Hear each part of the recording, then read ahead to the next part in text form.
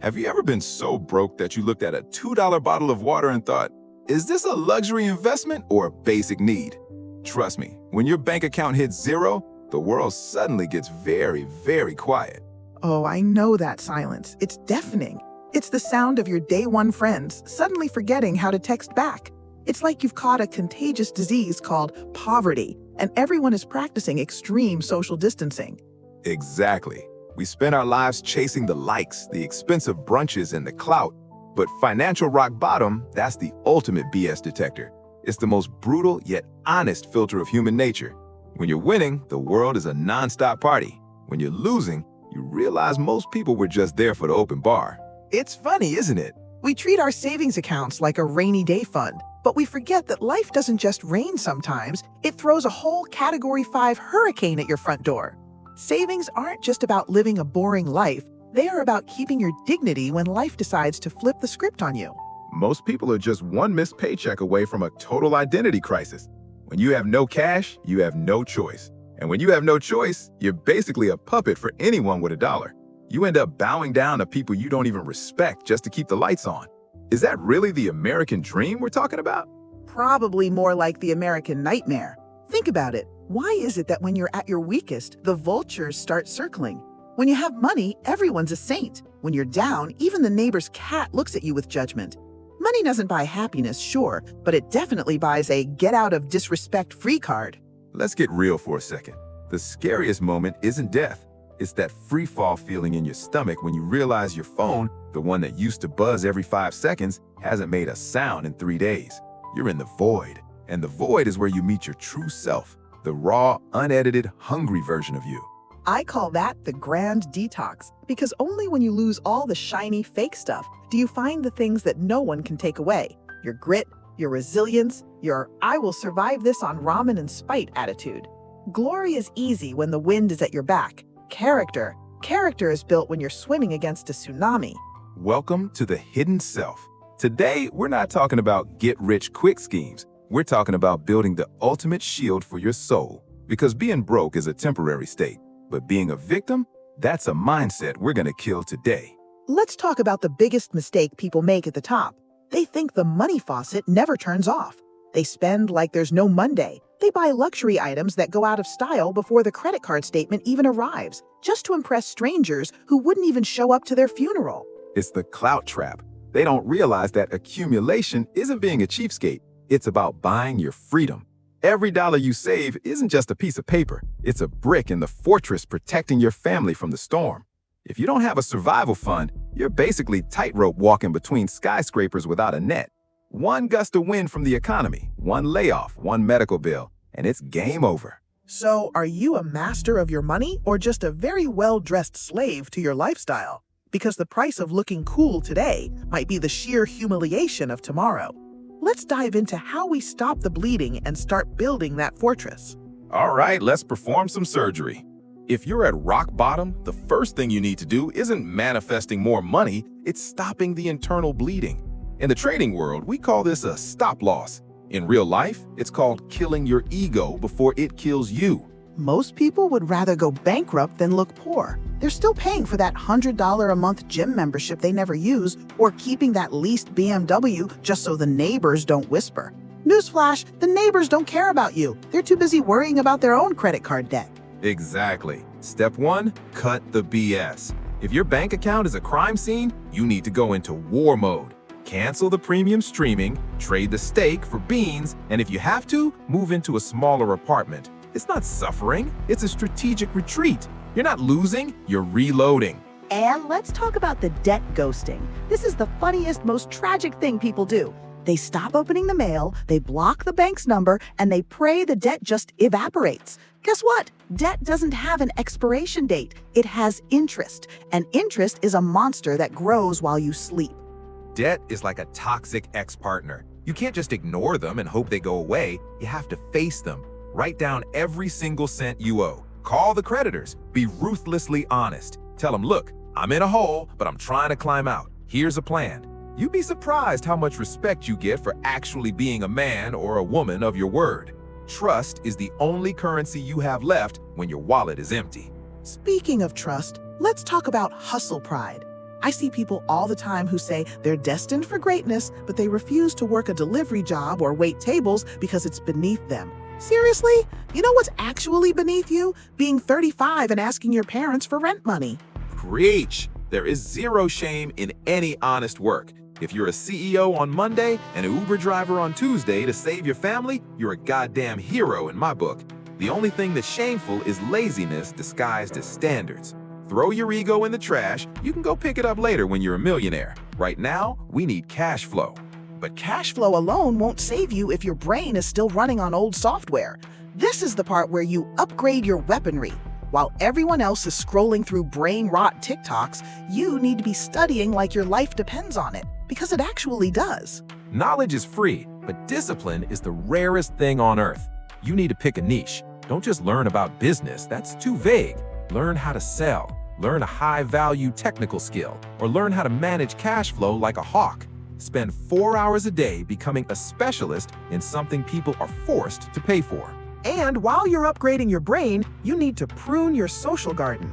If your friends only show up when there's a bottle of tequila on the table, they aren't friends, they're value vampires. They'll suck your energy and complain about why the world is unfair. You are the average of the 5 people you hang out with. If you hang out with 4 losers, you're destined to be the 5th. Find the people who are better than you. You don't need their money, you need their mindset. Observe how they react to stress, how they plan their week, and how they say no to distractions. This is the great filter phase. You'll lose people. You'll be called boring or cheap. You might spend your Friday nights alone with a textbook instead of at a club. But remember, the lion is most dangerous when it's hungry and alone, not when it's part of a distracted pack. Once the income starts trickling back in, this is the danger zone.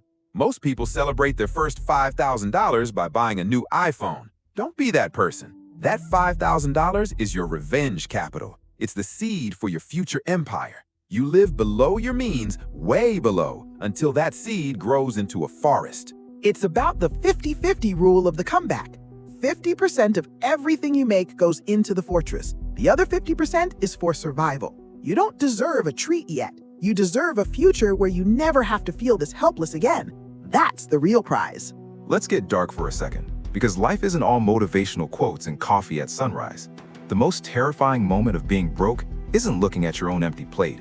It's looking into the eyes of the people who depend on you and realizing you failed them. That hit hard. People talk about financial freedom like it's a beach vacation. But at its core, money is a shield for the people you love.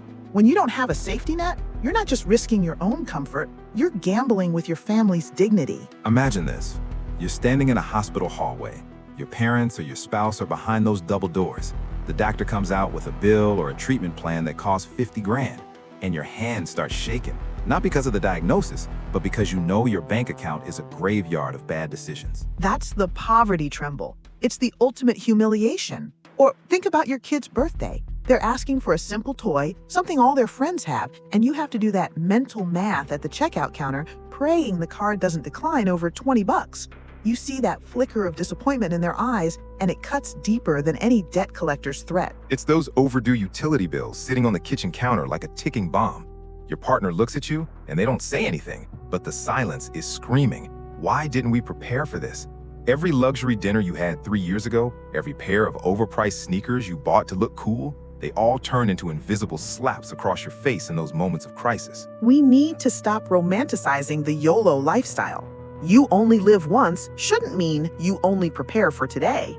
Lack of accumulation is, quite frankly, a betrayal of your future self and your family. It forces you to choose between your ethics and your stomach. It makes you small. It makes you a beggar in a world that only respects earners. Here's the Western reality check. In the US, we're obsessed with credit scores, but we forget about character scores. Your character is measured by how much of a rock you are when the storm hits. If you crumble and leave your family exposed to the rain because you wanted to live in the moment, that's not being free. That's being irresponsible. And let's talk about the mental erosion.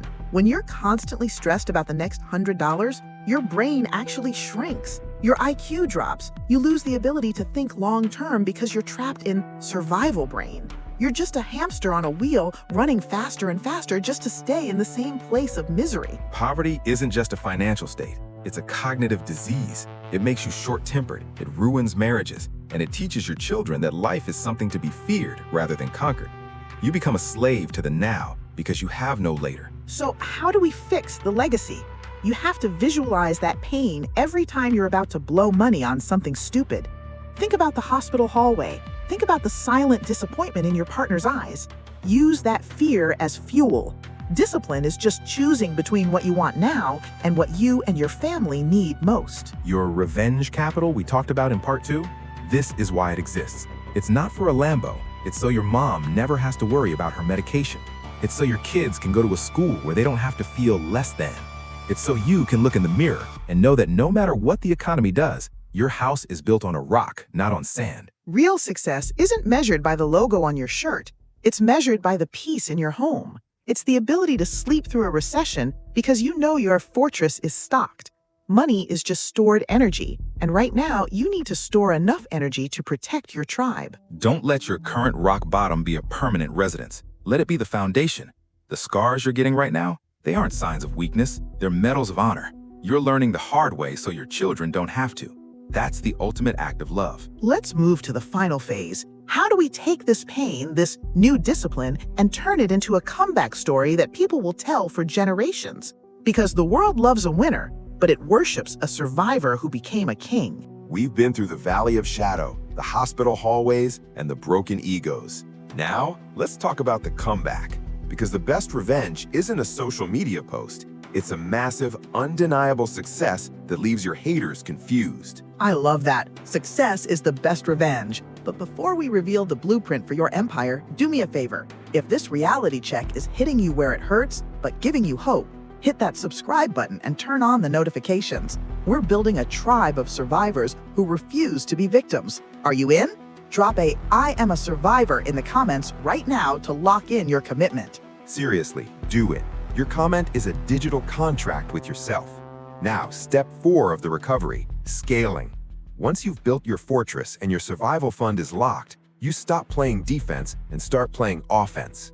This is where you leverage your new high-value skills to create multiple streams of income. And remember the great filter we talked about? When you start winning again, those ghosting friends will try to slide back into your DMs.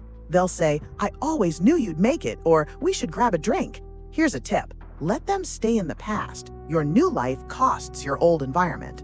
The comeback is a process of strategic silence. Work in the dark until your bank account makes enough noise to wake up the neighborhood. You don't need to prove anything to anyone anymore. The peace in your home and the security of your parents' retirement is all the proof you'll ever need. This journey from the bottom to the top changes your DNA. You become anti-fragile. When the next recession hits, and it will, everyone else will be panicking. But you'll be looking for opportunities because you've already survived hell and you know the way out. To everyone watching this, if you're at 0 today, congratulations. You are at the most powerful starting line of your life. You have nothing to lose and a whole world to reclaim. Don't look at the abyss as a punishment. Look at it as an expensive tuition fee for the school of greatness. If you found value in this deep dive, share this video with one person you know is struggling right now. Be the lighthouse for someone else. And if you're ready to master your cash flow, check out our next video on the stealth wealth mindset. Stand up, dust off the failure, and keep your mind sharp. The future belongs to those who walk through fire and don't flinch. And you're just getting started. We'll see you in the next one.